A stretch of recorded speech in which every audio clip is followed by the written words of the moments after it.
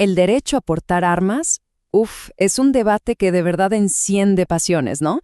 Pero, a ver, ¿qué pasa si por un momento dejamos de lado la política del día a día y lo vemos desde la filosofía? Hoy, eso es justo lo que vamos a hacer. Vamos a, digamos, desarmar los argumentos para entender qué ideas fundamentales están realmente en juego aquí. Miren, desde la filosofía, y en especial desde la perspectiva libertaria, el debate no arranca con las armas en sí, no. Empieza con una pregunta mucho más grande. ¿Hasta dónde llega el poder del Estado? O sea, ¿cuáles son los límites? ¿Cuánto puede meterse en las decisiones de una persona? Esa es la verdadera raíz de toda esta discusión. Bien, aquí tenemos nuestra hoja de ruta. Vamos a empezar con la cuestión fundamental. Luego armamos el argumento a favor, pieza por pieza. Después, claro, veremos los contraargumentos para llegar al corazón del asunto. ¡Arranquemos! Muy bien, entremos en materia. Para llegar a la raíz filosófica de todo esto, lo primero que tenemos que hacer es aclarar un poco el lenguaje. Olvidémonos un segundo de los términos que escuchamos todos los días en las noticias y busquemos algo más preciso. En lugar de control de armas, vamos a usar el término restriccionismo. ¿Por qué? Porque es más claro, se enfoca en las políticas que limitan la posesión de armas para toda la población civil, incluyendo, y esto es clave, a la gente que cumple la ley.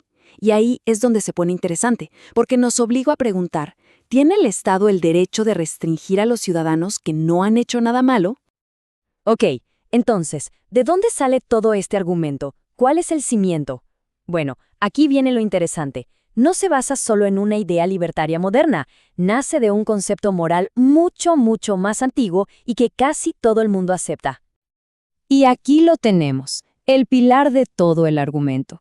Esto no es algo que salió de la nada, está anclado en una idea con siglos de historia, defendida por gente como el filósofo John Locke, y es una idea bastante intuitiva, el derecho fundamental de una persona a defender su propia vida.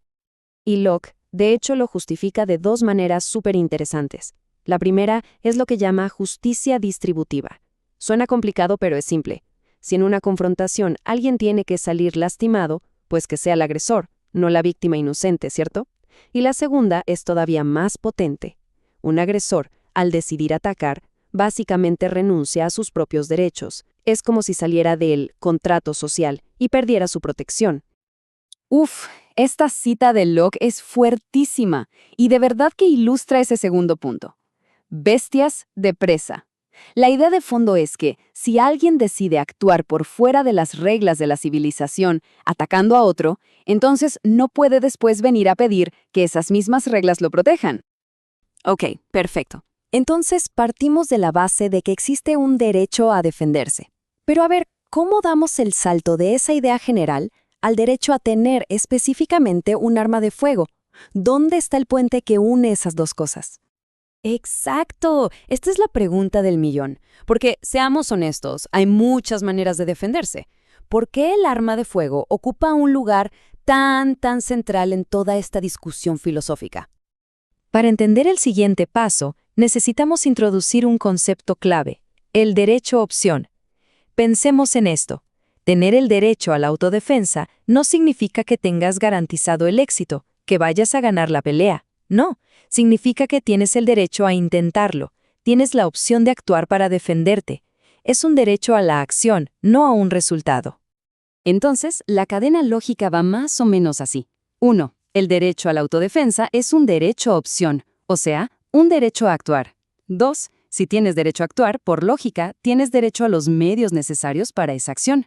3. Y no se trata de cualquier medio, tiene que ser un medio eficaz. Y 4. Para muchísima gente, sobre todo para quienes están en desventaja física, un arma de fuego es precisamente el medio más eficaz que existe.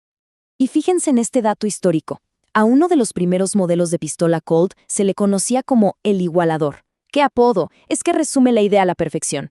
Un arma puede nivelar el campo de juego, puede anular la diferencia de fuerza, de tamaño o incluso de número entre un atacante y una víctima, y eso le da a la persona más débil una oportunidad real de defenderse. 20 kilogramos. Pensemos en ese número un momento. Esa es la diferencia de peso promedio que se ha encontrado entre víctimas de homicidio doméstico y sus agresores. Es un dato brutal que muestra una disparidad de fuerza gigantesca. Sin un igualador en esas situaciones, la autodefensa es, seamos claros, prácticamente imposible. Bien, ya vimos la construcción del argumento a favor. Ahora, vamos a darle la vuelta a la moneda. Es hora de analizar los contraargumentos, los desafíos filosóficos que plantean quienes apoyan las restricciones. Generalmente, la postura restriccionista se basa en tres ideas principales. La primera, que los derechos tienen que balancearse, o sea, mi derecho a tener un arma choca con tu derecho a no recibir un disparo. La segunda, que poseer un arma no es un derecho en sí, sino más bien un privilegio que se le da a quien demuestre una necesidad especial. Y la tercera, que la autodefensa es en realidad un derecho a estar seguro, y que esa seguridad la debe proveer el Estado para todos por igual. Y esto nos lleva al verdadero corazón de todo el conflicto. Porque, si lo pensamos bien, al final del día la discusión no es realmente sobre las armas. Es una discusión mucho más profunda sobre qué significa tener un derecho. Aquí vemos dos maneras de ver los derechos que son, de verdad, polos opuestos. Por un lado está la visión antirrestriccionista. Los derechos son como límites, como cartas de triunfo que tiene el individuo. Son reglas que dicen, de aquí no pasas. Por el otro lado, la visión restriccionista ve los derechos como metas. El objetivo es minimizar el número total de violaciones de derechos en la sociedad, y para lograr esa meta, a veces hay que limitar los derechos de algunos individuos.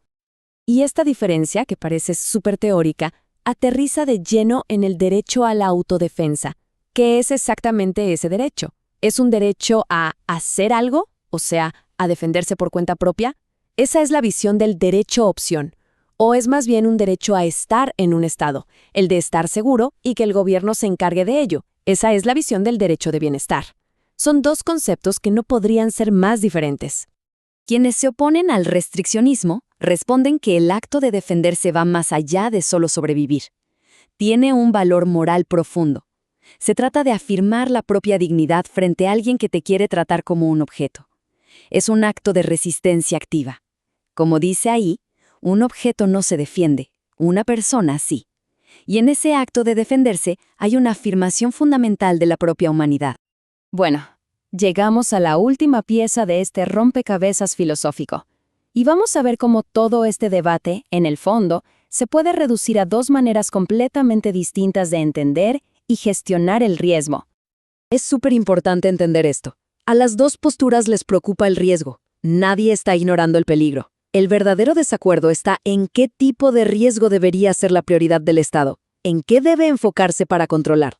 Y aquí tenemos la distinción clave. Por un lado está lo que se llama riesgo tipo. Este es el riesgo que representa una categoría o un grupo de personas, como todos los dueños de armas. Las restriccionistas tienden a enfocarse aquí, en la estadística del grupo. Por el otro lado está el riesgo individual. Este es el riesgo que representan las acciones de una persona específica, como un criminal violento en el acto de atacar. Los antirrestriccionistas se enfocan en este riesgo, en el individuo.